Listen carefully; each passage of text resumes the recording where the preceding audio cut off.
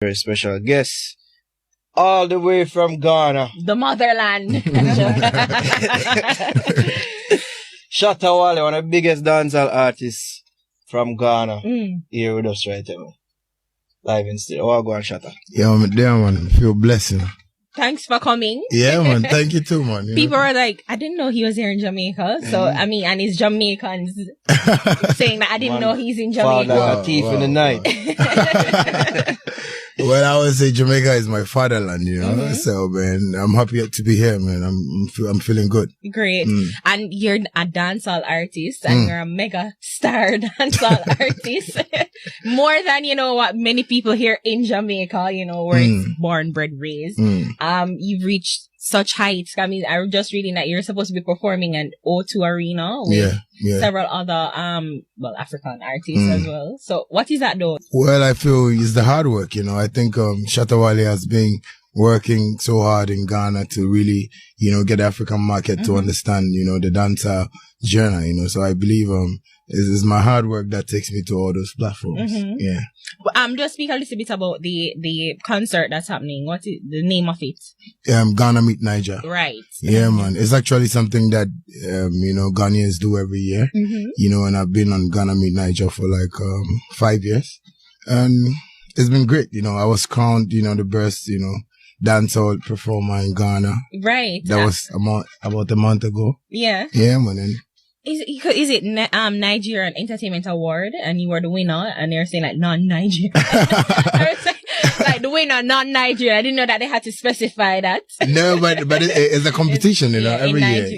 Yeah, you know, so I think I took the overall best, you know, dancehall artist and it was great. Yeah.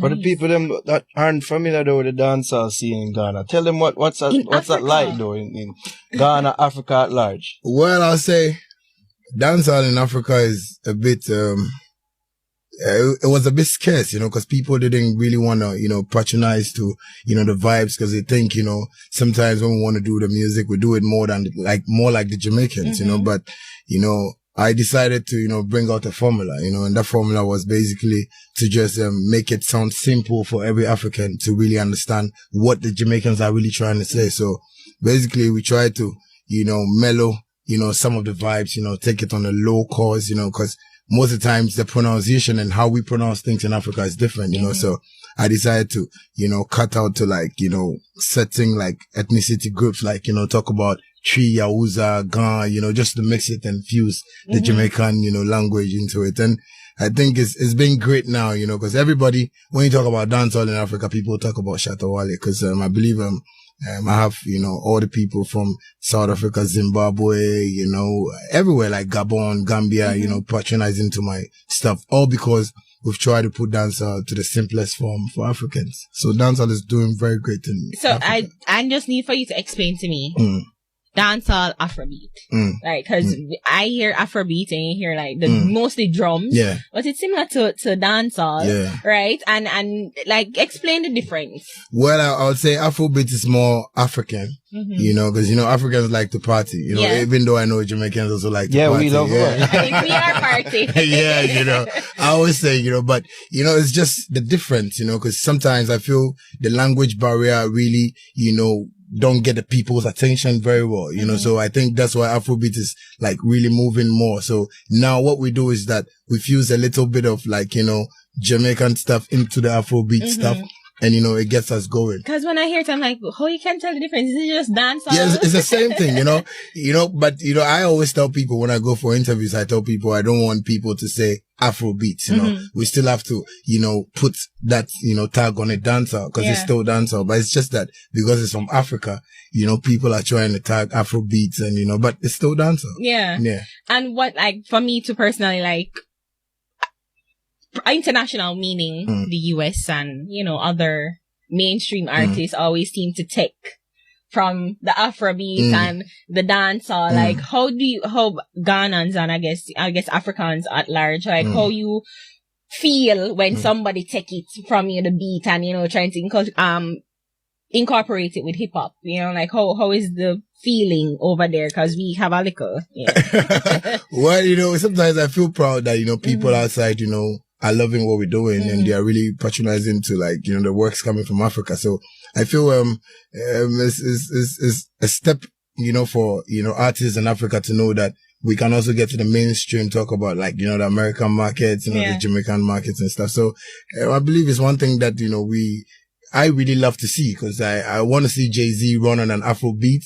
You know, I want to see somebody like Movado, you know, run on an Afro beat and just go like, wow, you know, so I think it's a great feeling. I think, who is it? Busy or gone? Movado, like anytime them touching in Africa, like. Yeah, I think it was Gambia, Gambia, performed to audience of 40,000. Yeah, you know, no, it's crazy. When like Jamaican artists come to Ghana, it's like mad. You know, because everybody loves to see like them, because that is what is happening in Ghana now. You know, I don't know much about other African countries, but I know Ghana is like strictly a dancehall, you know, country right now, because I am the first dancehall artist to win the Artist of the Year in Ghana. You know, like I opened doors for like artists like Stonebwoy, you know, a couple of artists in Ghana, you know. What about Patoranking? Yeah, Patoranking is from Nigeria, but he does like more of like Afro. Okay. Yeah, but he fuses it with like dancehall. Yeah, you know, but in Ghana, we run it. You say you're the first dancehall artist to win that award. What type of artists usually win that award? Mostly because of, you know, the system. Ghana was like into hip life, like hip hop music mixed with high life, you know, but, when Shatta came out with his stuffs, you know, I think it turned the whole country around, you know, cause people. He's talking to himself in the third person. He's a true dancer. Yeah, you know, cause, you know, people never love dancehall, cause one, you know, people see dancehall artists in Ghana as rowdy people, you know, as crazy people, you know, even the, reggae artists, you know, Ghanaians see them like, you know, they don't have any use in the country and stuff, but we've tried to, you know, polish things, make them see the business side of the work, you know, we just make people know that, yo, this is my career, this is how I want to run it, and this is how I'm doing it. So it's basically something that I tried, you know, that's what I'm saying. I tried to fuse a couple of local languages in there for people to just get into it, and that's how come we won the Artist of the Year. As you say, so apparently Shatta Wale is known for being very outspoken and man, like a Jamaican. And apparently there's some issue with some awards committee and the same people that gave me the Artist of the Year. Yeah, bad them up for winning the Artist of the Year. You know, because sometimes, you know, I feel, you know, they don't really want to give us the chance to, you know, explore, you know, the talents. And, you know, in Ghana, we have this, you know, timidity and fear in most of the artists, you know, because, you know, artists are being bullied, not getting paid. And when they go say it, you know, presenters and, you know, the media don't want to promote them. But, you know, I didn't come out from the media. You know, I came out on my own, you know, like I sat down one day and I was like, yo, I need to promote my music hard. And I think God really gave me that direction that, yo, put it on the internet, promote it on Facebook, you know, and that's how come, you know, Shatta Wale became Shatta Wale. So was it a situation, did you try, actually, I hear you say hip hop and high life. I don't know if that's. Hip life. Hip life, okay. And did you try other genres and then you just so happened on dancehall, or was it that you started out as a dancehall? Well, from school, I started as a dancehall artist. Like everybody that knew Shatta Wale, I was Doggy by then, you know. So after school, I just changed my name to Bandana. Yeah. And, you know, I started doing what they were doing because I felt, you know, I needed to fall into the market of what, you know, Ghanaians really love. But I was also doing dancehall in there, but they weren't getting the picture, you know. So I think after Bandana, I went back a while, like, you know, got my studio equipment, started, you know, learning how to produce beats, you know, and came out with the name Shatta Wale, you know. So that was when I started like hitting hard on the dancehall, and, you know, things just changed. So it wasn't that I didn't start with dancehall, I started with dancehall. Okay. Was there a moment for you, like you hear a certain song or a certain artist and say, yes, I love that. I want to do this. I love dancehall.